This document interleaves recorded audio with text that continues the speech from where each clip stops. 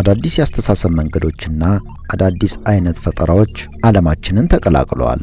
ቴክኖሎጂ እለት በእለት እጅጉን እየተቀየረ ማስደመሙንም ማወዛገቡንም ቀጥሏል። በግዙፍ መረጃዎች ላይ ሰለጠኑ የሰው ሰራሽ አስተውሎት ወይም አርቲፊሻል ኢንተለጀንስ ሞዴሎች የሆኑት አመንጪ ወይም ጄነሬቲቭ ኤአይ ዛሬ ካሉት በጣም አጓጊና አወዛጋቢ የኤአይ ሞዴሎች ውስጥ ከፊት መስመር ይሰለፋሉ።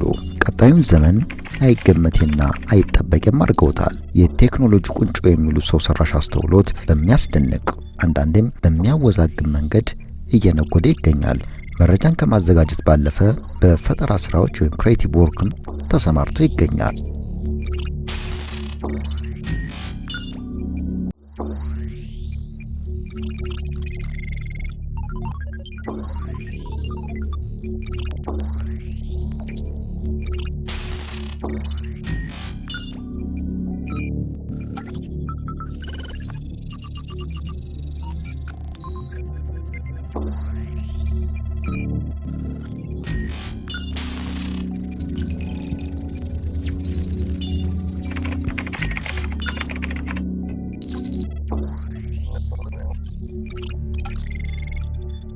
ኤአይ የሰዎችን እሳቤ ምሳሌ አድርጎ የሚሰራ ማሽን ሊሆን ይችላል፣ ስልተ ቀመር ሊሆን ይችላል፣ አልጎሪዝም ወይም ሲስተም ሊሆን ይችላል።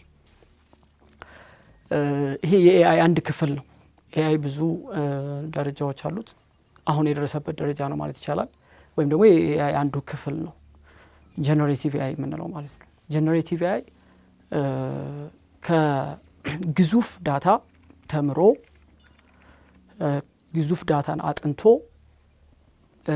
አዳዲስ ይዘቶችን ኢሜጅ ሊሆን ይችላል፣ ምስል ሊሆን ይችላል፣ ቪዲዮ ሊሆን ይችላል፣ ዜማ ሊሆን ይችላል፣ ድምጽ ማለት ነው፣ ጽሁፍ ሊሆን ይችላል። እንደዚህ አይነት ነገሮችን የሚያመነጭ በራሱ ማለት ነው ካለው ዳታ ተምሮ ግን የራሱን አዲስ ነገር ይዞ የሚመጣ የኤአይ ቴክኖሎጂ አይነት ነው።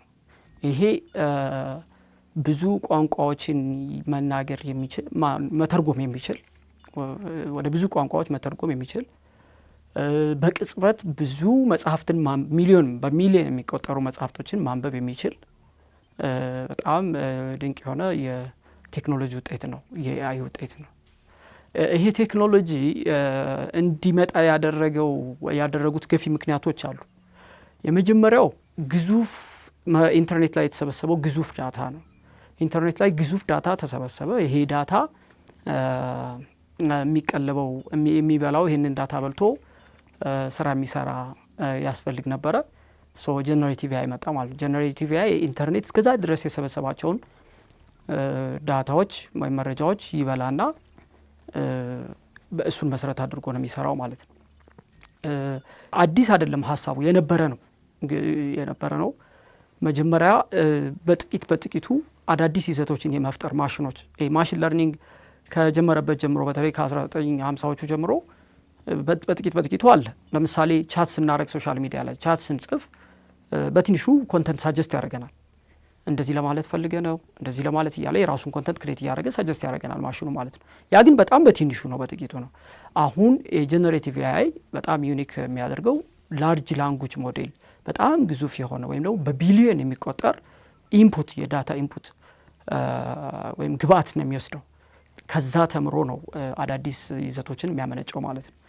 የመጀመሪያው ገፊ ምክንያት ግዙፍ የሆነ ዳታ መኖሩ ነው። ሁለተኛ የኮምፒውተሮች አቅም በጣም እያደገ መሄዱ ነው። የኮምፒውተሮች አቅም በጣም እያደገ ሄደ። በጣም ስፒዳቸው በጣም ፓወርፉል የሆኑ ማሽኖች ክሬት ተደረጉ። ወደዚህ አይነት ቴክኖሎጂ እንዲያስኬድ ሌላ መንገድ ጠራጊዎች ናቸው ማለት ነው። ሌላው ሶስተኛው የስልተ ቀመሮቹ በጣም አድቫንስድ የሆነ ፓወርፉል የሆነ መሄድ ማለት ነው። የአልጎሪዝሞቹ ማለት ነው በጣም የተወሳሰቡ እንትኖችን የመስራት ፕሮብሌሞችን ሶልቭ የማድረግ አቅማቸው እየጨመረ ሲሄድ ይሄን ማሽን ሊወልዱ ችለዋል ማለት ነው። እነዚህ ሶስት በተለይ ዋና ጉዳዮች ገፊ ምክንያቶች ናቸው ጄነሬቲቭ ኤአይ እንዲመጣ ማለት ነው። ዛሬ በዚህ የፈጠራ ስራዎች ወገን ካሉት በጣም አጓጊና አወዛጋቢ ቴክኖሎጂዎች ጄነሬቲቭ አርቲፊሻል ኢንተለጀንስ ይጠቀሳል። ጄነሬቲቭ ኤአይ አዳዲስ ጽሑፎችን፣ ምስሎችን፣ ዜማዎችን፣ ቪዲዮዎችን በመፍጠር የመስሪያ የመማሪያና የፈጠራ መንገድ በሚያስገርም ፍጥነት እየለወጠ ጉዞውን ቀጥሏል። በስልተ ቀመር ወይም አልጎሪዝም፣ በጥልቅ ትምህርት ወይም ዲፕ ለርኒንግ እና በግዙፍ መረጃ ስርዓታዊ ጥምረት የበለጸገው ጄነሬቲቭ ኤአይ በታላላቅ አእምሮዎች ይሰራሉ የሚባልላቸውን የፈጠራ ውጤቶች በፍጥነትና በጥራት እያከናወነ ይገኛል። ከተወዳጅ ፊልሞች እስከ ሚሊዮን የገንዘብ ተመን ያላቸውን የጥበብ ስራዎችን ማመንጨቱንም ቀጥሏል። የብዙዎች ጥያቄ ለመሆኑ ራሱ ጄነሬቲቭ ኤአይ ምንድን ነው? ይሁን ሁሉ ሊሰራ የቻለውስ እንዴት ነው የሚለው አንዱ ነው።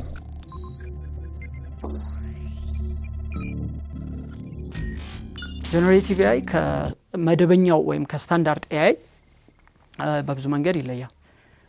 በዋናነት ይሄ ስታንዳርድ ኤአይ የምንለው የተቀመጠለት ሩል ይኖራል ወይም ሎጂክ ይኖራል።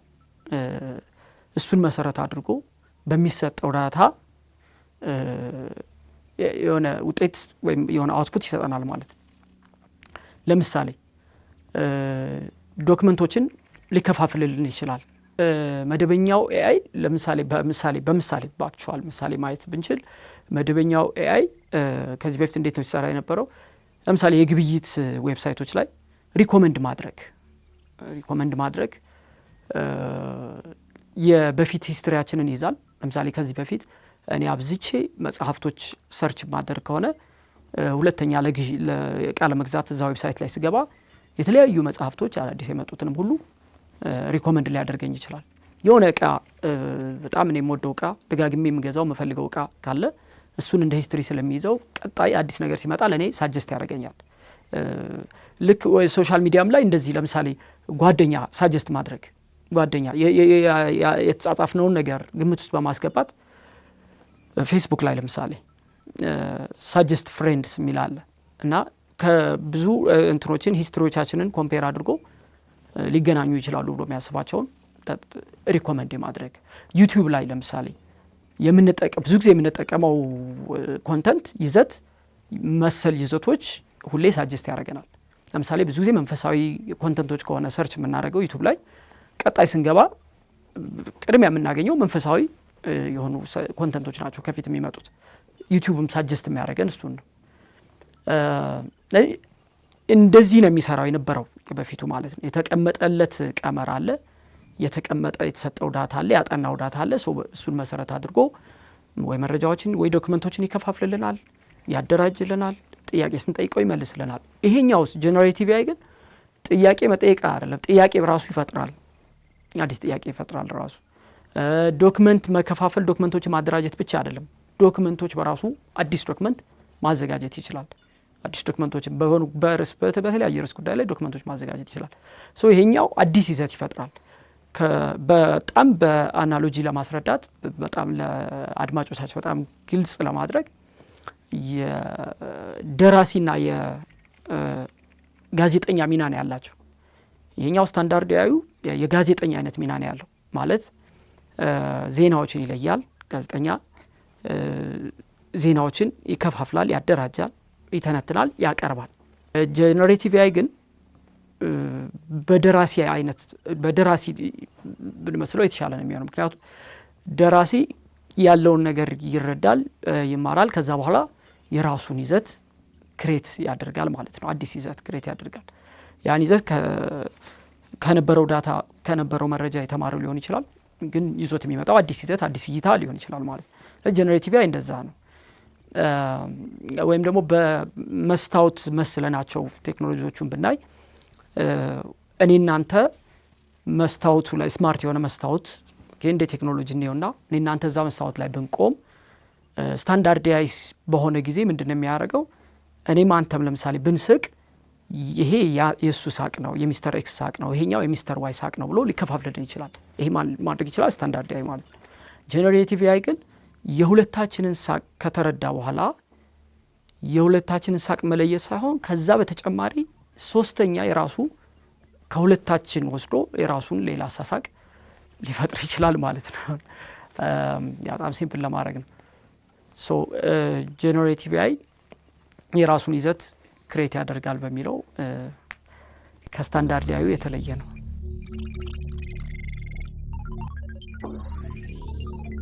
ማሽን ወይም ኮምፒውተር የአንድ ስራ አጋዥ ወይም ተባባሪ መሆን ሲችል አዳዲስ ግኝቶችን አመንጪ ይሆናል ማለት ምን ማለት ነው? ማሽን በራሱ ማሰብና መማር ሲችል የሰው ልጅ የብልሃት ደረጃስ ወዴት ሊሄድ ይችላል? ከተስፋዎቹ ሁሉ ጋር ትልልቅ ጥያቄዎችም ይመጣሉ። ስለ ስራ፣ ስለ ፈጠራ፣ ስለ ስነ ምግባር፣ ስለሚከፍተው እድሎችና ለህብረተሰብ ወደፊት ስለሚያመጣቸው ተግዳሮቶችና መሰል ጥያቄዎች ሲነሱ በአግባቡ እስከተጠቀምን ድረስ የሚል ተደጋጋሚ ምላሾች፣ አስተያየቶችና መልሶች ይሰማሉ። ለመሆኑ ይህን ነገር በአግባቡ መገልገል የሚቻለው እንዴት ነው?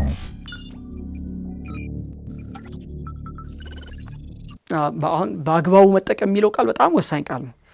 በጣም የብዙ ሰዎች ማምለጫም ነው። ለምሳሌ ቴክኖሎጂ እኮ በአግባቡ ከተጠቀምንበት ችግር የለውም ነው የሚለው ብዙ ሰው ማለት። በአግባቡ ግን ምንድነው መተንተን አለበት። እሱማ ግልጽ ቢሆን ኖሮ አግባቡ በትክክል ግልጽ ቢሆን ኖሮ ቴክኖሎጂ ያን ያክል ኮምፕሌክስ የሆነ ቴክኖሎጂ ብዙ እንትን የሚያስ ቴክኖሎጂ አይሆንም። የሚሰራቸውን ጥሩ ስራዎች ይዞ ብቻ በደንብ አድምቆ መጠቀም፣ በደንብ ማሰራጨት፣ ማስፋፋት ያለምንም ስጋት መጠቀም ይቻል ነበር። ግን በአግባቡ የሚለው ገና በሂደት ላይ ያለ ነው። አግባቡን ለመረዳት ማለት ነው። በተለያየ ካልቸር፣ በተለያየ ባህል፣ በተለያየ ቋንቋ፣ በተለያየ ኤክስፒሪየንስ ሰዎች ሲጠቀሙት ምን ጥሩ ነገር አገኙ፣ ምን ደግሞ ቻሌንጅ አገኙ የሚለው በጥናትና ምርምር እየተሰበሰበ በኋላ ነው አግባቡ ትክክለኛው አጠቃቀም ይሄ ነው ብሎ ወደ ማለት የሚሄደው ማለት ነው። አግባቡ የሚለው በጣም ለጀነሬቲቭ ኤአይ በጣም ቻሌንጁ እሱ ነው የመጀመሪያው። ግን እንደዚህም ሆኖ አሁን በምናየው ፖቴንሻል ግን ብዙ ጥቅሞች ሊሰጠን ይችላል ጀነሬቲቭ ኤአይ። ለምሳሌ ጥሩ አስተማሪ በብዙ ርዕሰ ጉዳዮች ላይ ጥሩ አስተማሪ ሊሆን ይችላል። በተለይ በታወቁ እውቀቶች ላይ ዲቴል በደንብ በዝርዝር ነገሮችን ሊያስረዳን ይችላል። ጥሩ አማካሪ ሊሆን ይችላል። ለምሳሌ ለጥናትና ምርምር ኤክስፐርቶች ልንጠይቃቸው የምንችላቸው የተለያዩ ኢንሳይቶችን ለማየት የተለያዩ አመለካከቶችን በአንድ ላይ ሰብስቦ ያመጣል። በአንድ ርዕሰ ጉዳይ ላይ ብዙ አይነት አመለካከቶች እነሱ ሁሉ ሰብስቦ ለአንባቢው ያቀርባል ማለት ነው። እና ያቀላል በጣም ብዙ ነገር እና በጣም ጥሩ መምህር ጥሩ በትክክል ስንጠቀምበት ጥሩ መምህር ጥሩ አማካሪ ሊሆን ይችላል። እንደገና ደግሞ ትርጉም ላይ በጣም ሊሰራ ይችላል። ከአንድ ቋንቋ ወደ ሌላ ቋንቋ ትርጉም ለመተርጎም ስፔሻሊ ይሄ ለኛ ለአገልግሎት በጣም ሊጠቅም ይችላል ወደፊት ማለት ነው። ብዙ መጽሐፍቶችን በአንዴ ተርጉሞ ከዛ በባለሙያዎች ኤዲት ተደርጎ ታርሞ በአጭር ጊዜ ወደ አገልግሎት እንዲገቡ ማድረግ ይቻላል። መጽሐፍ ሲተረጉም እንዳለ መውሰድ ስለማይቻል ምክንያቱም ኮንቴክስቱን በደንብ ስለማይረዳ ማለት ነው። ትርጉም ላይ በጣም ሊረዳን ይችላል። ሌላው አሁን እዚህ ጋር አብሮ ተያይዞ መታየት ያለበት ነገር እኛ ቤተክርስቲያን ላይ አንዳንድ አሁን ለስዕል ላይ ስንጠቀመው ስፔሻሊ እንደ ቤተክርስቲያን ማለት ለዓለማዊ ችግር የለውም። የተለያዩ ኢንሳይቶችን የተለያዩ አመለካከቶችን እንሰጠዋለን። ያንን መሰረት ያደረገ ስዕል ስሎ ይሰጠናል በአጭር ፍጥነት ማለት ነው፣ በአጭር ጊዜ ማለት ነው። በቤተክርስቲያን ሲሆን ግን ከባድ የሚያደርገው ምንድነው? ይሄ ያሳሳል ሂደቱ በራሱ መንፈሳዊ ነው። ሂደቱ በራሱ አንደኛ ማለት ቅድስና አለበት። በዛው ሰዓሊው ካሰበበት ጀምሮ ሲስል እያሰበ የሚጠቀምባቸው ከለሮች ምናምን እያንዳንዱ የሚያደርጋቸው አክሽኖች ሁሉም የቅድስናው አካል ነው ማለት ነው። ሂደቱ በራሱ መንፈሳዊ ነው። ይሄኛው እንዲህ አይነት እንትኖችን አይጠብቅም። ኦልሬዲ የሰጠነውን ኮንተንት አድርጎ የሆነ ኢሜጅ ይፈጥርናል። ሁለተኛው ከባድ ነገር የተማረበት ዳታን መሰረት አድርጎ ነው የሚሰራው። መንፈሳዊ እሴቶች መንፈሳዊ ነገሮች ደግሞ ሙሉ በሙሉ ወደዚህ ሲስተም ላይ አልተካተቱም። ለምሳሌ ማንሳት ይቻላል። ለምሳሌ የኢትዮጵያ ኦርቶዶክስ ተዋሕዶ ቤተክርስቲያን አጽዋማት ብለህ ሰርች ብታደርግ እኔ ጀሜናይና ቻትጂፒቲ ሞክሬዋለሁ። ስድስቱን ነው የሚያመጣቸው። ያ ማለት ከጾመ ገሃድ ውጭ ያሉትን ማለት ነው። ጾመ ገሃድን አያውቀውም። ሰው ያላወቀው ዳታው ላይ አልተማረም አላየም ማለት ነው። ኦንላይን ላይ ካሉ ዳታዎች አልወሰደም ሊያገኘው አልቻለም ማለት ነው። ስለዚህ አያውቀውም፣ ጾመ ገሃድን አያውቀውም፣ ሜንሽን አያደርግልህ። ምን ለማለት ፈልጌ ነው? የተማረበትን ዳታ ነው የሚመስለውና እሴቱም በየትኛው ሀገር በየትኛው ሃይማኖት እሴት ተምሮ ነው ያንን እንትን የሚሰራው የተሰጠውን ዳታ ነው የሚመስለውና ይሄ ትንሽ ከሃይማኖት ትርጉም ሊያስወጣን ይችላል። እንደዛ አይነት አርጊመንት ሊነሳበት ይችላል። ከዛ ውጭ ባለው ግን ስራዎችን ለማፍጠን በተለይ ደግሞ አሁን ይሄ ያልተደራጀን መረጃ ለማደራጀት መልክ ለማስያዝ በጣም ጠቃሚ ነው። በጣም ጠቃሚ ነው። የተበታተነን በቅጽበት ነው የሚያዘጋጀው። በቅጽበት ማለት እኛ በጣም ብዙ ቀናቶች ሊወስዱብን የነበረ ዳታ ይሄ መረጃን የማደራጀት ስራ በጣም በቅጽበት ሊሰራልን ይችላል ማለት ነው።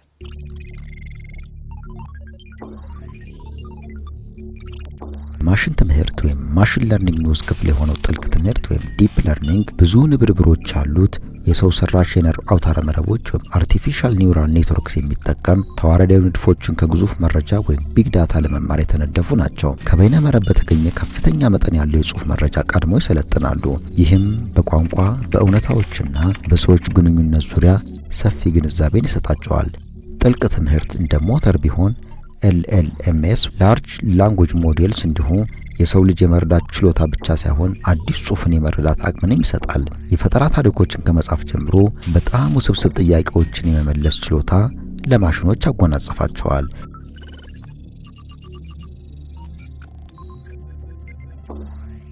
ላርጅ ላንጉዌጅ ሞዴል የሚባለውን መሰረት አድርጎ ነው የሚሰራው። ያ ማለት ነው የኒውራል ኔትወርክስ ይኖራሉ። ልክ የሰው ልጅ አእምሮ የብዙ ኒውራል ኔትወርክስ ውጤት ነው።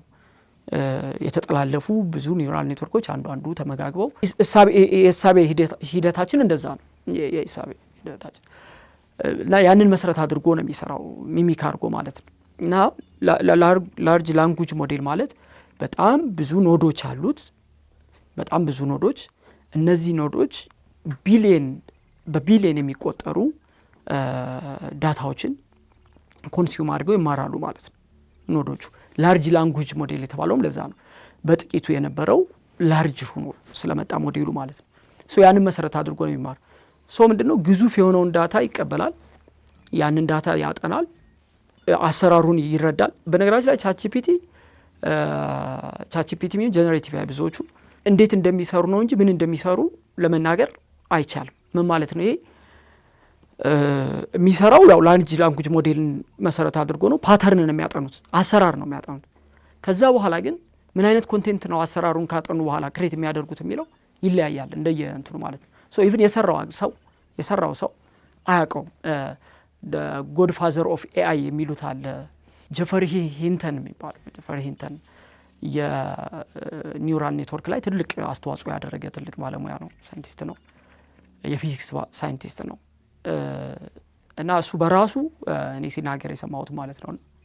እሱ በራሱ ትልቅ ኮንትሪቢዩሽን አድርጎ ቴክኖሎጂ አሁን የደረሰበት ደረጃ እንዲደርስ በጣም ትልቅ ሚና ከተጫወቱ ሰዎች አንዱ ነው። ግን እሱ በራሱ ልንረዳው አንችልም ብሎ እንግዲህ ጎድ ፋዘር ኦፍ AI ብለው የሸለሙት ሰው ነው። የኖቤል አዋርድም የተሸለመ ሰው ነውና እሱ በራሱ ይሄን ኮት ያደርጋል። አውትፑቶቹን ልንረዳቸው ልንተነትናቸው አንችልም። ምክንያቱም አሰራር ነው የሚማረው። አሰራር ከተማረ በኋላ በዛ በተማረው አሰራር ምን እንደሚሰራ በእያንዳንዱ ጉዳይ ላይ ማወቅ አይቻልም ማለት ነው። አሰራሩን ነው የሚማረው፣ ሂደቱን ነው የሚማረው፣ መልሱን አይደለም። አሁን በፊቱ ስታንዳርድ ኦልሬዲ የያዘው ሂስትሪ ይኖራል በዛ። ይሄኛው ግን እንትኑ ፓተርኖቹን ነው የሚያጠናው። ፓተርኑን ካጠና በኋላ ቀጣይ ራሱ በዛ ፓተርን መሰረት አዲስ ይዘት ክሬት ያደርጋል፣ ጥያቄዎችን ይመልሳል፣ ጥያቄዎች ይፈጥራል በዛ ፓተርን መሰረት ማለት ነው። ጀነሬቲቭ AI ወይም እነ ቻትጂፒቲ አይነቶቹ ከሌሎች ቴክኖሎጂዎች በበለጠ አደገኛ የሚያደርጋቸው የመጀመሪያው ሙሉ ኃላፊነቱን በተጠቃሚው ላይ የጣሉ ናቸው። ምን ማለት ነው? ተጠቃሚው ስለ ቴክኖሎጂው በቂ እውቀት ሊኖረው ይገባል። ስለሚፈልገው ይዘት ጉዳይም ያንን ይዘት ለትክክል ነው አይደለም ብሎ ለመመዘን መሰረታዊ እውቀት ሊኖረው ያስፈልጋል ማለት ነው። ምንድነው የሚሆነው ተጠቃሚው እንግዲህ አራት አይነት ክስተቶች ሊፈጠሩ ይችላሉ ተጠቃሚው ስለ ቴክኖሎጂው በደንብ የሚያውቁ ነው ግን ደግሞ ስለሚፈልገው ይዘት ስለ ዶሜን ኖሌጅ ማለት ነው ለምሳሌ ሃይማኖታዊ ጉዳይ ከሆነ የሚፈልገው በጣም በሃይማኖታዊ ጉዳይ ምሳሌ አድርገን ብናየው 4 ሲናሪዮዎች ይኖራሉ ማለት ነው ዩዘሩ ቴክኖሎጂውን አጠቃቀሙን ያቃል ሲባል ቴክኖሎጂው እንዴት ነው መጠየቅ ያለብኝ ቴክኖሎጂው ጋር እንዴት ነው መግባባት ያለብኝ እንዴት ነው ማውራት ያለብኝ ምን አይነት ጥያቄዎች ነው መጠየቅ ያለብኝ የሚሰራቸው ማይሰራቸው ጸባዩን አጠቃላይ እነዚህ ሁሉ በደንብ መረዳት ያስፈልጋል ይሄንን የተረዳ ሰው ሆኖ ለምሳሌ በሃይማኖታዊ ጉዳይ ደግሞ ምንም ዕውቀት የሌለው ሰው ቢሆን ሰርች ሲያደርግ በጣም ብዙ የሚያጓጉ ጽሁፎች ይመጡለታል በእነዛ ጽሁፎች ዝም ብሎ ጥሩ ጥያቄዎች ሊጠይቀው ይችላል የቴክኖሎጂውን ሁኔታ ስለሚያውቅ ብዙ ጥያቄዎችን የሚያማልሉ ጥያቄዎችን ሊጠይቀው ይችላል ብዙ መረጃዎችን ሊያገኝ ይችላል እነዛ የሚያገኛቸው መረጃዎች ግን እውነት ይሁኑ አይሁኑ ትክክል ይሁኑ አይሁኑ ላያውቅ ይችላል ሌላው ሲናሪዮ ደግሞ የቴክኖሎጂውን በደንብ የማያውቅ ነው ግን ደግሞ በሆነ ጉዳይ ላይ ጥሩ ዕውቀት ያለው ሰው ቢሆን የሚፈልገውን መረጃ ሰርች አድርጎ ለማግኘት ይቸገራል ምክንያቱም አጠያየቁም አቀራረቡም የተለየ ስለሚሆን ማለት ነው ሌላው ቴክኖሎጂውን በደንብ ማነው የቴክኖሎጂውንም በደንብ የማያውቅ በጉዳዩንም በደንብ የማያውቅ ለምሳሌ ሃይማኖታዊ ጉዳይ ቀደም ያነሳ ነው ሃይማኖታዊ ዕውቀትም የለው ቴክኖሎጂ አጠቃቀሙንም አይችልም ይሄ ሰው በጣም ጋርቤጅ አውት አይነት የሚባለው አይነት ተጠቂ ነው የሚሆነው ማለት ነው ማለት የሚሰጠው ነገር ማይሆን ጥያቄ ነው የሚጠይቀው የሚሰጠው መልስ ማይሆን ነው ማለት ነው ወዳልሆነ ዳይሬክሽን ይዞት ሊሄድ ይችላል ማለት ነው ያንሰው ጥሩ የሚባለው አጠቃቀም ቴክኖሎጂውን በትክክል መረዳት በመንፈልገው ይዘት ጉዳይ ወይም በመንፈልገው ሰብጀክት ማተር ደግሞ መረዳት ሊኖረን ይገባል ያንን ዕውቀት ልክ ነው አይደለም ብሎ የምናመዛዝንበት መለኪያ ሊኖረን ይገባል ማለት ነው ይሄንን ሙሉን ኃላፊነት ማን ላይ ነው ተጠቃሚው ላይ ነው ማለት ነው እና በጣም አደገኛ የሚያደርገው ይሄ ነው ከሌሎች ቴክኖሎጂዎች በተለየ ማለት ነው ተጠቃሚው እነዚህ ሁለት ነገሮችን መያዝ ካልቻለ ድረስ ቴክኖሎጂው አደጋ ላይ ያደርስበት ይችላል ማለት ነው ወዳልሆነ አቅጣጫ ይዞት ሊሄድ ይችላል የተሳሳተ ዕውቀት የተበከለ ዕውቀት ሊሰጠው ይችላል ማለት ነው ደግሞ ሲዋሽ በጣም በኮንፊደንስ ነው የሚዋሸው አይሳቀቅም አይልም ሞራል የለውም እና እኛ እንደሚመቸን ነው የሚሰጥ እንዳታው ያ በጣም አደገኛ ያደርገዋል ማለት ነው ሁለተኛው ከአቶሚክ ቦምብ ጋር አወዳድረው ያስቀምጡታል አቶሚክ ቦምብ አንድ ጥሩ ነገር አለው ምንድነው በተዘጋ ቤት ውስጥ ቁልፍ ያለው ማብሪያ ማጥፊያ ያለው ሲፈነዳ ፍንዳታው የሚሰማ እንደዚህ አይነት ቴክኖሎጂ ነው ምንም ለዓለም ስጋት ቢሆንም ማለት ነው ጀነሬቲቭ AI የተከፈተ በር ነው ግን ደግሞ በጣም ብዙ መንገዶች ያሉበት በተከፈተው በር ውስጥ ስንገባ በጣም ብዙ መንገዶች ወደ የትም የሚያደርሱ ብዙ መንገዶች አሉበት አይነት ቴክኖሎጂ ነው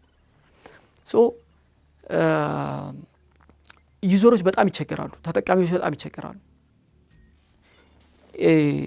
ተጠቃሚዎች ብቻ አይደለም ተጠያቂ አካልም የለው ኃላፊነት የሚወስድ የለም ለምሳሌ አቶሚክ ቦምብ ባለቤት አለው ተጠያቂነት አለበት ሳሜክስታ ይሄኛው ግን በቅጽበት ነው የሚሰራጨው ሲፈነዳ እንደ አቶሚክ ቦምብ አይታይም በቅጽበት እያንዳንዱ ግለሰብ ጋር ይደርሳል ስራው አንዴ ፋብሪኬት ተደርጎ የሚወጣው ነገር ሁሉ እያንዳንዱ ሰው ጋር ይደርሳል ጉዳቱን ደግሞ እንደዚሁ ባንዴ አስልቶ ማወቅ አይቻልም ሁለተኛ ሬጉሌት ማድረግም አይቻልም በጣም አስቸጋሪ ተጠያቂነት ለማስቀመጥ ህግ ለማውጣት ማለት ነውና በጣም ከባድ ያደርገዋል ስለዚህ ምንድነው ይሄ ቴክኖሎጂ አደገኛ የሚያደርገው በአናሎጂ ብናየው ይሄ ግዙፍ ዳታውን እንደ ድቅድቅ ጨለማ ማየት እንችላለን ግዙፍ ዳታ እንደ ድቅድቅ ጨለማ ብናየው ይሄ ቻት ጂፒቲውን እንደ ባትሪ የእጅ ባትሪ ብናየው በዛ ድቅድቅ ጨለማ ላይ የእጅ ባትሪ ስናበራ ምንድነው የሚታየን መንገዶች ይታዩናል በጣም ብዙ መንገዶች ማለት ነው ወዴትኛው መንገድ ነው መሄድ ያለብኝ የሚለው የሚወስነው ተጠቃሚው ነው ማለት ነው ዩዘሩ ነው ይሄ አደገኛ ነው የሚሆነው ማለት ነው ሶ ዩዘሩ ባልሆነ መንገድ ከሄደ ውጤቱ ያልሆነ ይሆናል ማለት ነው ሶ ይሄ ከሌሎች ቴክኖሎጂዎች የተለየ ያደርገዋል አስፈሪ ያደርገዋል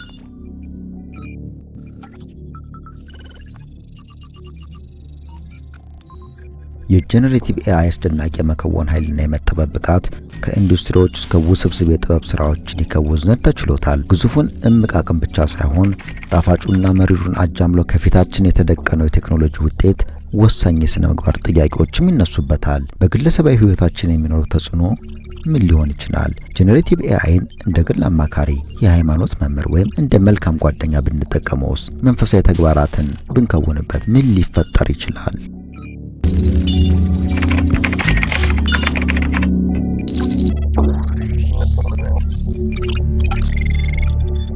ጀነሬቲቭ ኤአይ አስደናቂ ዕድሎችን በመፍጠር ድካም አቅላይ ተግባራትን ይከውን ዘንድ ተችሎታል። ይህም በየዘርፉ ተከፍሎ የሚታይ ነው። ለአብነትም ያህል ኢንተራክቲቭ ኤአይ በዚህም ቻትቦቶችና የግል ስልጡን ረዳቶች፣ የጽህፈት ኤአይ በዚህም ጽሁፍን የሚረዱና ንግግርን ወደ ጽሁፍ የሚቀይሩ፣ የምስል ወይም ቪዥዋል በዚህ ዘርፍም የኮምፒውተር እይታና ምናባዊ እውነታ ወይም ኮምፒውተር ቪዥንና ኦግመንትድ ሪያሊቲ፣ በተግባራዊ ዘርፍም ሮቦቶች ይገኛሉ። ከዚህም አልፎ ትንተናን የሚሰጡ ምዘናዎችንም የሚሰሩ የጀነሬቲቭ ኤአይ አይነቶች አሉ።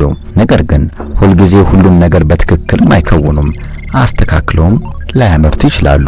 ስለዚህም ስህተቶች ይከሰታሉ። የሐሰት መረጃን በማሰራጨት የተዛቡ ውጤቶችን በማምጣት ጉዳትም ሊያደርሱ ይችላሉ። ታዲያ ለስህተቱ ተጠያቂው ማን ነው? ይህ መልስ ያላገኘ ጥያቄ ነው። ተጠያቂው ቢፈለግ አይገኝም። ጉዳዩን ቀድመው ያስተዋሉ ሀገራት ሊከሰቱ የሚችሉ ጥፋቶችን አስቀድመው የሕግ ማዕቀፍና የሥነ ምግባር መመሪያና የአጠቃቀም ትምህርቶችን ሲሰጡ ይስተዋላል። ተጠያቂው ተለይቶ አይታወቅም። አንደኛ ግለሰቦች ጋር ነው የሚያደርሰው አደጋ ማለት ነው። ሁለተኛ ማሽኑ ነው ተጠያቂ፣ ተጠቃሚው ነው ተጠያቂ ወይስ ደግሞ የሰራው አካል ነው? ማሽኑን የሰራው አካል ተጠያቂ የሚለው ግልጽ አይደለም። ለምሳሌ ማሳያዎች ብንወስድ ሪል የተፈጠሩ ነገሮች ፍራንስ ውስጥ አንድ ፍራንሲስኮ ነው ምናምን የሚባል የአርቲስት ሙሉ ስራዎቹን እንዳለ ጀነሬቲቭ ኤአይ እንደ አዲስ ሰርቶ አየር ላይ አውሎበታል እንዳለ ማለት ነው ስራዎቹ። ሶ ይሄ ኢንቴሌክቹዋል ራይት የባለቤትነትን መብት ዜሮ አድርጎታል እና ፍርድ ቤት ከሰሰ። እንደው እንዲታገድልን ቴክኖሎጂው ሬጉሌት እንዲደረግልን በአገር ደረጃ ነው። በጣም አደገኛ ነው የሚሆነው ማለት ነው። ያ ማድረግን አልተቻለም። ሌላ አሜሪካ ውስጥ ምንድነው መጽሐፍት በጣም እውቅ የሆኑ ደራሲዎችን መጽሐፍት አጻጻፉን ያዩና ያንን የሚመስል የራሱ መጽሐፍ በቅጽበት ክሬት ማድረግ ይችላል። ስለዚህ ያ አጻጻፋውን የማን ነው ባለቤትነቱ? የኤአይ ነው? የዛኛው የኦተር ነው? የዋናው የኦሪጂናል ኦተር ነው? እንደዚህ አይነት አሻሚ ነገሮችን ይፈጥራል ማለት ነው። እና የኢንቴሌክቹዋል የባለቤትነት መብትንም ዜሮ ነው የሚያደርገው ማለት ነው። እና እሱም ትልቅ ቻሌንጅ ነው። ስለዚህ ተጠያቂ ግልጽ አይደለም።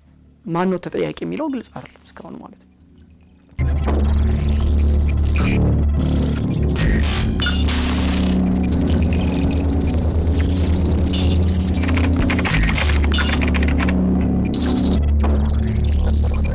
በሃይማኖት አንጻር እንደኔ ያረዳድ ለምሳሌ የባቢሎንን ግንብ ነው የሚያስታውሰን። ባቢሎን ግንብ ግንባታው አይመስለኝም ችግሩ። መገንባቱ ችግር አይደለም በራሱ ኢንቴንሽኑ ነው የሚገነባበት ዓላማ ነው ችግር የሚፈጥረው ማለት ነው። ይህም ቴክኖሎጂ ላይ እንደዛ ነው የሚሆነው። ቴክኖሎጂው በራሱ አይደለም ችግር የሚሆነው የሚውልበት ዓላማ ነው በጣም ከባድ የሚያደርገው ማለት ነው። ሰዎችን ማኒፑሌት ለማድረግ፣ ሰዎችን ለመቆጣጠር፣ ሰዎችን ለማሳሳትና እነሱ ወደሚፈልጉት አመለካከት፣ እነሱ ወደሚፈልጉት አይዲዮሎጂ ለመውሰድ ከሆነ በጣም አደጋ ይሆናል ያኔ ማለት ነው። ምንድነው ያስከተለው ባቢሎን ላይ? ኢንቴንሽኑ እግዚአብሔርን ለመውጋት፣ እግዚአብሔርን ለመቃወም ሲሆን ምንድነው የሚሆነው? መፍረስ ነው የሚሆነው ማለት ነው። ልክ አርቲፊሻል ኢንተለጀንስም እየሄደበት ያለ ፊሎሶፊው ነው ዋናው አደገኛ የሚሆነው ፊሎሶፊው። ምሳሌ በጣም ብዙ ጊዜ ማኒፑሌት የሚያደርጉት እውቀቱ ኢንተርናሽናል ነው። የከሌ ነው ማለት አይቻልም። ብዙ ምሁራን ከተለያየ ሀገር ብዙ ኮንትሪቢዩሽን አላቸው፣ ብዙ አስተዋጽኦ አድርገዋል ቴክኖሎጂ ዛሬ የደረሰበት ቦታ እንዲደርስ ማለት ነው። ለሆነ ግለሰብ ለሆነ ባለቤት መስጠት አይቻልም፣ ከባድ ነው። እንደዛ ጉልህ ሚና ያደረጉ ሰዎች ይኖራሉ እና የብዙ ሰው እውቀቱ ዩኒቨርሳል ነው፣ የብዙ ሰዎች ነው። ግን ይህንን ቴክኖሎጂ ሪል አድርገው መሬት ላይ አውርደው እየተቆጣጠሩ ያሉ አካላት ደግሞ ለሌላ ዓላማ ለምሳሌ ሲምፕል ምሳሌ ብንወስድ ለምሳሌ አሁን ላይ ስንጠይቀው ስለ ቤተክርስቲያን ለምሳሌ ስለ ኦርቶዶክስ ስንጠይቀው የሚሰጠን እንትን ሚዛናዊ የሚመስሉ ነገሮች ናቸው። ለምሳሌ አንዳንድ ነገሮችን አንዳንድ ትምህርቶችን አንዳንድ ጉዳዮችን ስንጠይቀው ኦኬ አሁን ትሬን የተደረገበት ዳታ ሊሆን ይችላል፣ ገና ማሳያ ነው፣ አሁን በቅርብ ነው ቡም እያለ የመጣው። ወደፊት ግን ለምሳሌ እነዚህ ቴክኖሎጂውን ቢሃይንድ ኮንትሮል የሚያደርጉ ሰዎች የሚያሰለጥኑት ዳታ የተበላሸ ከሆነ የሚሰጠን አውትፑት የተበላሸ ነው የሚሆነው። ለምሳሌ ስለ ኦርቶዶክስ በጣም የማይሆኑ ዳታዎችን እንዲያጠና ቢደረግ የሚሰጠን አውትፑት ሰው ብዙዎችን ባንዴ ሊያሳስት ይችላል ማለት ነው። ብዙዎችን የተሳሳተ መረጃ ሊሰጥ ይችላል ማለት ነው። እና ምናልባት አሁን የአጠቃቀማችን ካልቸር ወደዚህ ሽፍት ማድረግ ከተቻለ በኋላ የሚመጡትን መተንበይ ይከብዳል። ከዛ በኋላ ማኒፑሌት ሊደረግ ይችል ይሆን? የማይሆኑ ዳታ ፌክ ኒውሶችን ሊያጠና ይችል ይሆን? ደግሞ ክሬት የማድረግ አቅም አለው። ፌክ ኒውሶችን አስመስሎ የመስራት ፌክ የሆኑ መረጃዎችን የመስራት አቅም አለው። እንደዛ እያደረገ ብዙዎችን ሊያሳስት ይችላል፣ ብዙዎችን ከመስመር ሊያስወጣ ይችላል ማለት ነው፣ እምነት እየተጣለበት ከሄደ በኋላ ማለት ነው። እና ቴክኖሎጂውን አደገኛ የሚያደርገው የሚውልበት ዓላማ ነው ማለት ነው። የጄኔሬቲቭ ኤአይ ሞዴሎች ጥያቄዎችን ከመመለስና ይዘትን ከመፍጠር ባሻገር ለቴክኖሎጂው ቅርብ ለሆኑት አማካሪ፣ ድጋፍ ሰጪ፣ እልፍ ሲልም መንፈሳዊ መመሪያን አቅራቢ እስከመሆን ከፍ ብለዋል። ነገር ግን ማሽን ስሜታችንን፣ እምነታችንን በትክክል ሊረዳ ይችላል ወይ የሚለው ትልቁ ጥያቄ ነው። የጄኔሬቲቭ ኤአይ መሳሪያዎችን እንዴት ጥቅም ላይ ልናውላቸው ይገባል? መንፈሳዊ ጉዳዮችንና የመንፈስን ጣዕምና የስሜት ውስብስብና ድንቅ ተፈጥሮን ይረዱ ዘንድ የማይቻላቸው ማሽኖችን ለመንፈሳዊ ጉዳዮች መሪና አማካሪ ማድረግ ወዴት ሊመሩ ይችላሉ? ጄኔሬቲቭ ኤአይ በግለሰባዊ ህይወታችን ውስጥ የሚኖረው ተጽዕኖ ምን ሊሆን ይችላል? ይህንንም እንደ ግል አማካሪ፣ የሃይማኖት መምህር ወይም እንደ መልካም ጓደኛ ብንጠቀመውስ? መንፈሳዊ ተግባራትን ብንከውንበትስ ምን ሊፈጠር ይችላል? ቻትጂፒቲን እንደ አማካሪ መውሰድ ለመንፈሳዊ ጉዳዮች እንዴት ይታያል? ማሽንና ሰው ወይም ደግሞ ስልተ ቀመር አልጎሪዝምና ሰውን ነው የምናወዳድረው ማለት ነው። ሰው ምንድነው ኔቸሩ? ሰው በጣም ውስብስብ የሆነ ፍጥረት ነው። በደንብ ተረድተን ያልጨረስ ነው ማለት ነው። ተረድተን ያልጨረስ ነው። ስሜት ያለው፣ መንፈስ ያለው፣ የስጋ አሰራሮች ያሉት፣ እሴት ያለው፣ ዝቅ ሲል ባህል ያለው፣ እንዲህ ያለ ቋንቋ ያለው፣ በጣም ብዙ የተወሳሰቡ ነገሮችን ባለቤት የሆነ ነው ፍጥረት ነው ሰው ማለት። ድንቅ ፍጥረት ነው። በአንጻሩ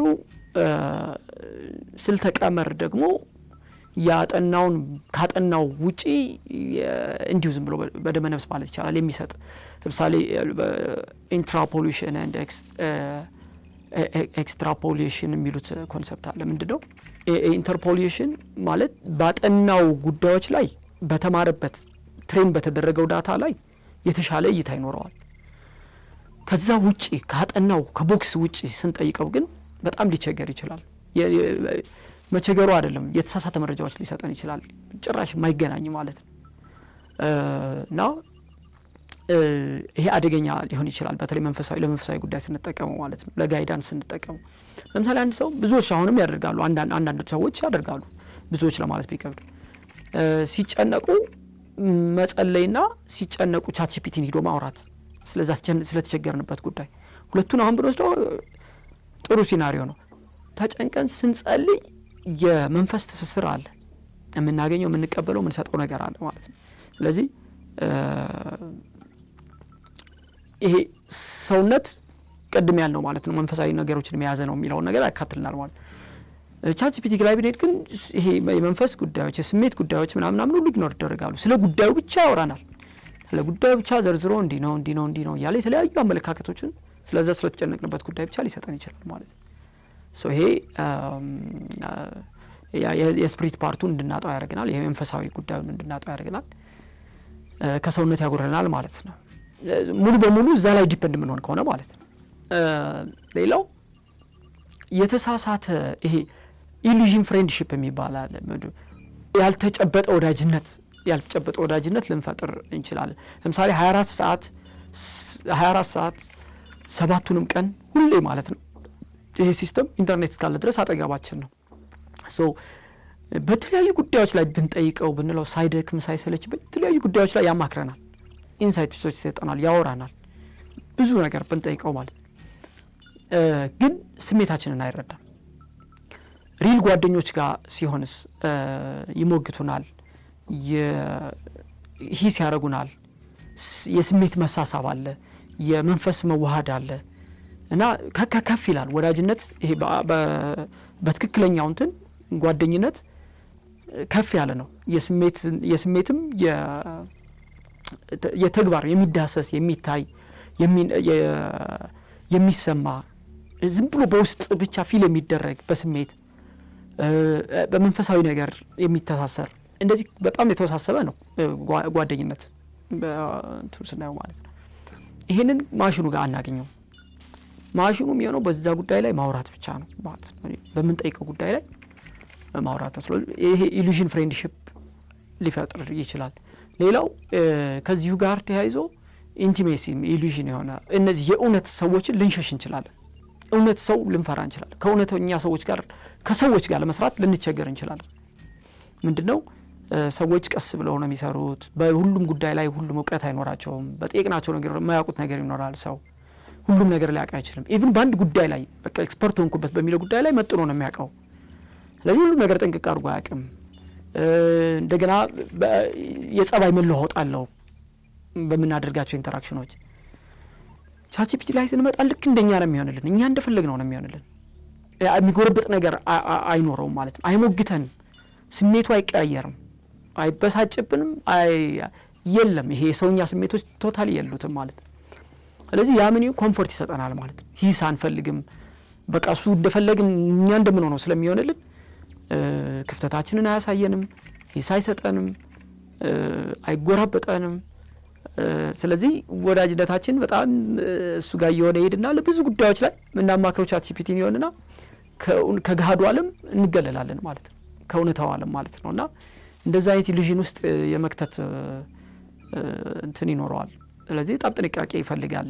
በፍጹም መንፈሳዊ መምህራንን፣ መንፈሳዊ አባቶችን፣ መካሪዎችን ሊተካልን አይችልም። እነሱን ሙሉ ተክቶ አድቫይዝ ሊያደርግን አይችልም። በመሰረቱ የሆነ ነገር አንድ አይነት አሰራር ስለተከተለ አንድ ነው ማለት አይቻልም። ለምሳሌ ደወልን ብንወስድ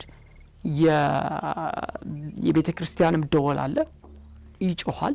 የስልካችንም ደወል አለ፣ ይጮሃል። ሁለቱም አሰራሩ አንድ አይነት ሊሆን ይችላል። ሁለቱም መደወል ነው የምንሰማው፣ ሁለቱም ጥሪ ነው፣ ድምጽ ነው። ግን ኢንቴንሽኑ ይለያያል። ያኛው መንፈሳዊ አታችመንት አለው፣ ስንጠራ መንፈሳዊ ትስስር አለው። ለምን ዓላማ እንደተጠራ ኢቭን መልእክቱ ማለት ይሄኛው ስልክ ላይ የሚጮው ደግሞ ያው ስልክ አንሳ መልስ እንደዛ አይነት ኢንቴንሽን ነው የሚኖረው። ስለዚህ በመሰረቱ ማማከር ስለቻለ በሆነ ጉዳይ ላይ ስንጠይቀው የሆነ ጉዳይ ስለሰጠን ኢንቴንሽኑ አንድ ነው ማለት አይደለም።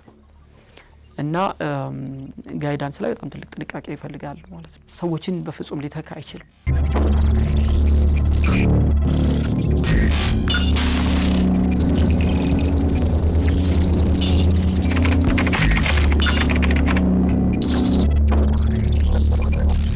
እኔ እንደማጠቃለያ የማስቀምጠው ጀነሬቲቭ አይን በትራፊክ መብራት መስዬ ነው ማስቀምጠው። አረንጓዴ የሆኑ ነገሮች አሉት። አረንጓዴ የሆኑ ነገሮች ልንጠቀምበት የሚገባ በጣም ብዙ ጉዳዮች አሉት። ለምሳሌ ቅድም የዘረዘርናቸው ማለት ነው። በትርጉም ስራዎችን ለማፍጠን ሩቲን የሆኑ ስራዎችን፣ አድካሚ የሆኑ የትልቅ የሆኑ ዶክመንቶችን ለማደራጀት በጣም ብዙ ዝም ብለን ጊዜ አጥተን ያስቀመጥናቸው ጉዳዮች ይኖራሉ። የተደራረቡ ዶክመንቶች እነዛን ኢዝሊ በቀላሉ አደራጅቶ ሊሰጠን ይችላል በመንፈልገው መልኩ ማለት ነው።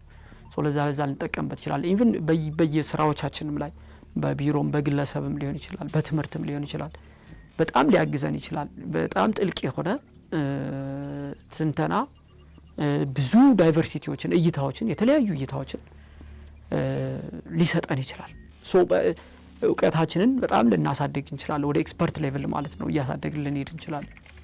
እነዚህ ጥሩ ነገሮች ሁሉ ልንጠቀምባቸው የሚገቡ ናቸው ብዬ አስባለሁ። አረንጓዴ ናቸው። ቢጫ ነገሮችም አሉት። ቢጫ ነገሩ ምንድነው? በጥንቃቄ ልናያቸው የሚገቡ ነገሮች ማለት ነው። ሁሌም በጥርጣሬ ልናያቸው የሚገቡ ነገሮች። ቴክኖሎጂው ለፌክ አገልግሎት ሊውል ይችላል፣ ማኒፑሌት ሊደረግ ይችላል እና የሚሰለጥንበት ዳታ የተሳሳተ ከሆነ የሚሰጠው አውትፑት የተሳሳተ ይሆናል ማለት ነው። ስለዚህ በጣም ብዙ ግለሰቦችን በቅጽበት ማለት ነው ሊያሳስት ይችላል ማለት ነው። ይሄን በጥንቃቄ ልናየው የሚገባ ጉዳይ ነው ማለት ነው። ሌላው እዚሁ ቢጫ አሁንም ነገር ልናየው እንደ ቢጫ ልንይዘው የሚገባው በጥንቃቄ ልናየው የሚገባው ነገር የሁሉንም ሀገር እሴት የሁሉንም ሃይማኖት አስተምሮ እንትን በጥልቀት የያዘ አይደለም። በጥልቀት በሆነ ቦታ ዶሚኔት የተደረገ ነው የሚሆነው ማለት ነው። ያ አደገኛ ሊሆን ይችላል ማለት ነው። ሪፕሬዘንታቲቭ ላይሆን ይችላል የሚሰጠን አውትፑት ማለት ነው። ወካይ ላይሆን ይችላል። እዚህንን በጥንቃቄ የሚታይ ነገር ነው ማለት ነው። ሌላው እንደ በቀይ ልናስቀምጣቸው የሚገቡ ጉዳዮች አሉ። ተጠቃሚ ሁሌ አእምሮ ላይ ሊስላቸው የሚገቡ ጉዳዮች የጄነሬቲቭ ኤአይ ወይም ቻት ጂፒቲ የተሳሳተ መረጃ ሊሰጠን ይችላል። ትክክል ነው አይደለም ስለሚለው አይጨነቅም። ፓተርን ነው የሚያጠናው፣ አሰራር ነው የሚያጠናው። አሰራሩን ያጠናል። ጥያቄዎች ስንጠይቀው በዛ አሰራር መሰረት ይመልስናል፣ መልስ ይሰጠናል። ከግዙፍ ዳታ ፈልጎ ማለት ነው። የተሳሳተ መልስ ሊሰጠን ይችላል። ከዛ ይሄ ልክ የሞራል ነው አይደል? ሮንግ ራይት በጣም የሚያስጨንቀው እንደዛ አይነት ስሜት ቻት ጂፒቲ ውስጥ የለም። ማሽን ነው፣ ስልተ ቀመር ነው። ባጠናው ልክ ነው የሚመልስልን ማለት ነው። ለዚህ ሁሌ ተጠቃሚ ቻት ጂፒቲን ለማመሳከሪያ አድርጎ መጠቀም በጣም አደገኛ ነው የሚሆነው ማለት ነው። ኢቭን ለትምህርትም ራሱ አሁን ለሪሰርችም ስንጠይቀው ብዙ ክሌሞችን ሊሰጠን ይችላል። ግን እነዛ ክሌሞች መሬት ላይ በትክክል ተጠንተው ማስረጃ ተገኝቶባቸዋል ወይ የሚለው ሌላ ጉዳይ ነው ማለት ነው። ዝም ብሎ ሀሳብ ሊሰጠን ስለሚችል ማለት ነው። ስለዚህ የተሳሳተ እንትን ሊሰጠን ይችላል ማለት ነው። ይሄ ሁሌ አእምሯችን ላይ ሊቀመጥ የሚገባው እንትን ነው። ሌላው ቫይረሶችንም ለምሳሌ የስታንዳርድ ኤአይዎች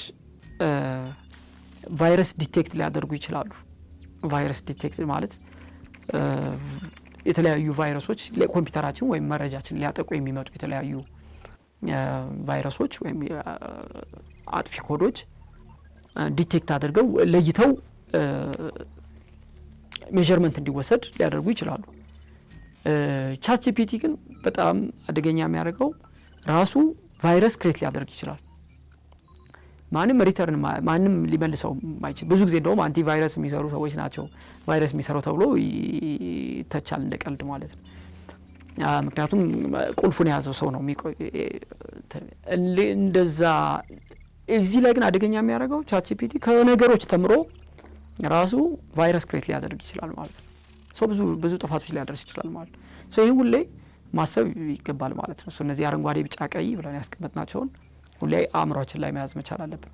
ሌላው እንደማጠቃላይ ይህን ቴክኖሎጂ እኔ የሰውን ድንቅነት አሁንም የሃይማኖትን አስፈላጊነት በደንብ የሚያስረዳ ቴክኖሎጂ ነው በእኔ እይታ ማለት ነው። የመጀመሪያው እንግዲህ እንዳየነው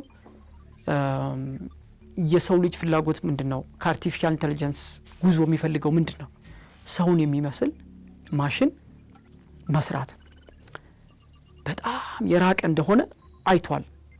ስሜት ሰው እንደውም ብዙ ጊዜ በፊት ሲነገሩ የነበሩ ሰውን ከእንስሳ ጋር በጣም አውርዶ በቃ ስሜት አለው፣ ይሰራል፣ ይወጣል፣ ይገባል፣ ኢንተራክት ያደርጋል፣ ያወራል ምናምን ከዚህ የዘለለ ፍጥረት የተለየ ፍጥረት አይደለም ብለው በተለይ ከሃይማኖት ውጭ የሆኑ ሰዎች እንደሚሉት እንዳልሆነ አረጋግጧል። የሰው ልጅ በጣም ውስብስብ ፍጥረት እንደሆነ፣ መንፈስ በውስጡ እንዳለው፣ ስሜት እንዳለው በጣም ብዙ ጉዳዮችን የያዘ እንደሆነ እነዛ ሁሉ ወደ ማሽን ልናምጣቸው እንልም አናመጣቸው እንደሆኑ ሰው ሊሚቴሽኑን በደንብ የተረዳበት እና ሰውነትን በደንብ የምናከብርበት ነው አንዱ የምንማርበት። ሌላው ሁለተኛው እንግዲህ አርቲፊሻል ኢንተለጀንስ ከሰው ልጅ የስጋ አሰራር ነው ይህን መማር የተቻለው። በጣም የሚደንቅ ነው። የሰው ልጅን አእምሮ አጥንቶ እንዴት ነው የሚሰራው ብሎ አጥንቶ ከዛ ማሽኖችን ክሬት ለማድረግ ነው የተሞከረው። ይሄ በጣም የሚደንቅ ነው። ካለው ከተሰጠው መንፈሳዊ ጸጋዎች ደግሞ ቢፈለግ የሰው ልጅ መንፈሳዊ ጸጋዎችን ማጥናት ቢጀመር ቢፈለግ ደግሞ በጣም ቅዱሳን ሄዱበት መንገድ ማለት ነው። ምናልባት ከዚህ ዓለም ከፍ የሚል ብዙ ሚስጥር ያው ሃይማኖት የሚለውን ሚስጥር ይገለጣል ማለት ነው። ስለዚህ ወደፊት ወደዛ የኔ ራሴ ተስፋ አለኝ። ይሄ ብሎ ሂዶ ሲያበቃ የሰው ልጅ ዩኒክ የሆነው ነገር ይቀራል። ወደ ማሽን መምጣት የማይችለው ምንድነው ያለው መንፈሳዊ ጉዳይ ነው። ስለዚህ ያ መንፈሳዊ ጉዳይ ደግሞ በሃይማኖት ውስጥ ነው ልናገኘው የምንችለው፣ በሳይንሱ ልናገኘው አንችልም። ይሄ በጣም ከዚህ ቴክኖሎጂ የምንማረው ሌላኛው ጉዞ ነው። ሌላው የመጨረሻው ይሄ ቴክኖሎጂ ውጤታማ የሚሆነው ለተጠቃሚ ውጤታማ የሚሆነው ተጠቃሚው ወይም የሚሰራው አካል በስነ ምግባርና በጥሩ እምነት መስራት ከቻለ ብቻ ነው። ቅድም እንዳልነው ዋናው ኃላፊነት የተጣለው ተጠቃሚው ላይ ነው፣ ወይም ደግሞ አልጎሪዝሙ ዴቨሎፕ ያደረጉ ሰዎች ላይ ነው ብለን እናስብ። ማሰሪያው ስነ ምግባር ነው። ስነ ምግባር ሄዶ ያርፈው ከሃይማኖት ነው የሚመነጨው፣ ሃይማኖት ላይ ነው ማለት ነው። ስለዚህ አሁንም የሃይማኖትን ዋናነት የሃይማኖትን አስፈላጊነት አሁን ምንም ሌላ መፍትሄ የለው ማለት ግለሰቦች ሲጠቀሙ ለጥሩም ለመጥፎም ሊያውሉት ይችላሉ። ለጥሩም ለመጥፎም እንዳያውሉ መቼም እያንዳንዱ ግለሰብ እየሄደ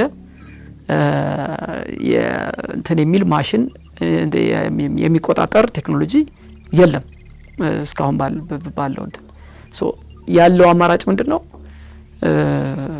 አሁን እንደምናየው ቴክኖሎጂው ለሁሉም ግልጽ ሆኗል።